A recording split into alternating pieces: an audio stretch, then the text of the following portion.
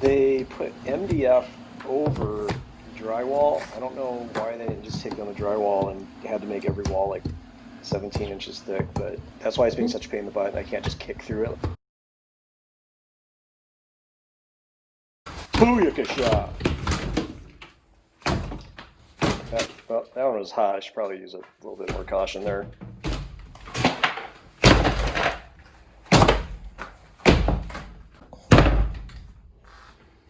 I was very considerate in case someone might want to read it. November 3rd, 1980. So that's a 40-year-old paper. Check this out. It looks like they got the Unabomber to do a self-portrait to sell ski jackets, and he's driving farm equipment. Check out those glasses. It looks like he's a bad guy from a Die Hard movie. The reason I'm redoing all of this is because it's all aluminum in this particular room. So the only way to do it, especially when it's run through the studs like this, is to really rip the drywall or the plywood off and the insulation in some cases and re-pull everything. So it's really a massive amount of work, but it's worth it just for the safety of knowing that you're not going to have random sparks and overheating and melting wire nuts and I don't know, just having to keep fire extinguishers everywhere just in case a wire nut overheats. You can see all that. So that's all old aluminum stuff too, and it's all junction box together. I'm not even sure they're supposed to be back to back like that, but oh, and here's another cool thing I found. So there's a double outlet right there that's reversed. So the hot and the neutral, they wired backwards. I didn't plug anything in there, and I'm really glad I didn't, but that can be very dangerous too.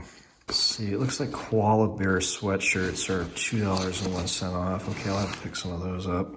So you got, and then see these and up there and here and then here. See, got that? And then there and there and I think there and then there and up there. And all the stuff I cut off. Oh yeah, and there's two down there. Yeah, that's it. Easy, see? Oh, ladies, so hot. So this is the butterfly room.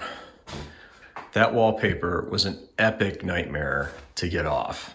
It was original with the house, so it was about 50 years old. And it just bonded. It became one, like a soulmate with the drywall behind it. And so, it's pretty miraculous how smooth this has come out. I can't wait to paint it today because we just got a brand new vanity set that is going to look fantastic. This kind of puts it into perspective how they did the remodeling. If you can see this here, when they did this shower later, they put the shower install over the butterfly wallpaper instead of taking it off the wall and just caulked around it to be kind of lazy. And they did that with, I think, the whole house. So, you know, getting the wallpaper out from there was not fun either. This is what your drywall looks like if you try to remove wallpaper that's completely adhered onto it and you just can't get off regardless how much steam you use. And the problem with that is when you put your drywall mud over it to just kind of float it and sand it down and make it look new again, it doesn't really adhere. And there's something about, I think, the way that the more absorbent paper absorbs the moisture in the mud that makes it kind of dry, bubbled, and imperfect. And I have a really good drywall and handyman guy that has done this room, and you know, I think it took him like 3 or 4 coats plus all the sanding and waiting in between to get it to look brand new again. But that's just what you got to do if you have wallpaper, unless you take out all the drywall. But then even if you take out all the drywall and put in new, you got to put in new drywall and go through the process again with just fresher looking stuff. I'm so exhausted. I'm trying to stay at least a few days ahead of the guy that's doing the drywall, but it's more like 4 hours ahead. So this used to be the pantry. We'd walk in here, there were these swinging saloon doors, and it went all the way down. So it's, what is that, like 3-ish feet wide, but then super deep for some reason. And then kind of jogs around this corner for other reasons.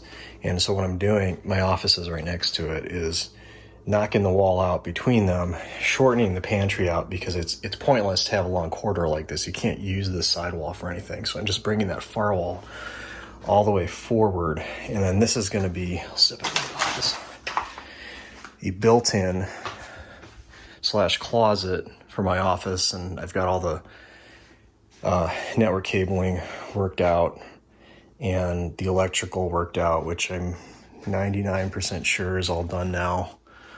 There's just an ungodly amount of new copper, and then an outside office light too, because I have a separate front door just for my office, which is pretty cool. Removing flooring like this that's glued down is just absolute hell. I do not recommend this. I don't have a good way of doing it. I'm hoping there's some sort of adhesive, but it's a nightmare trying to get this up. I've got to get a couple 100 square feet, plus the entire kitchen is in this. It's real wood. It's a shame. I actually kind of like it. It just doesn't go with the rest of the flooring we're doing. Don't miss Mervins' grand opening.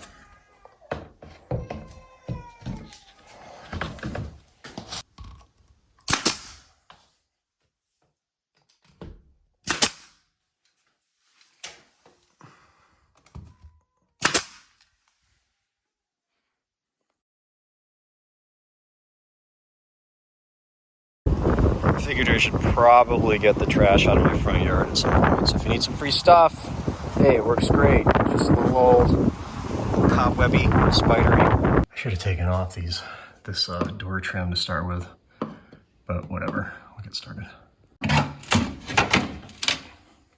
Oh, look at that.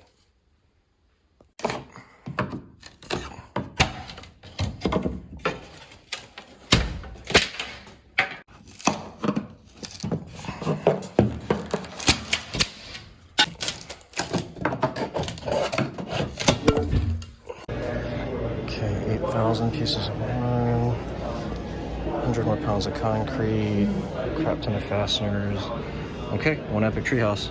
I'm trying to build this treehouse basically with stuff I've just scrapped that I'm ripping out from demo, but they basically hot glued this whole freaking house together. And you know, some of this stuff is kind of hard to, you know, it's uncommon to see to scrap, like load bearing 2x6s or 4x6s, and then ties like that. You generally can't really save, because when you're pulling them off, you just end up destroying or bending them, and it's just not really worth the time to try to clean those up. You know, bolts are just the right size. So anyway, a couple $100 right there, but I think that's the majority of what I'm really going to need, and the rest of it, especially the plywood, I think I can salvage from various walls. This isn't exact, but we started hitting roots when we took the auger down, so it's not like to the 1/4 inch accurate, but hopefully it'll be close enough. As long as they're parallel, or as long as the two main beams are parallel, I think we should be good though, because I just got joist hangers.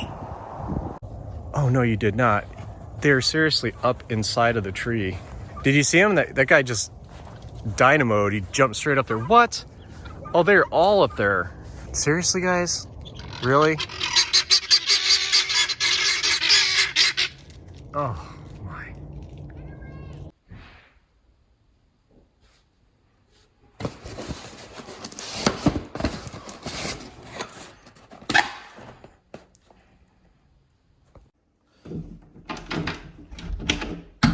Okay, looking pretty good.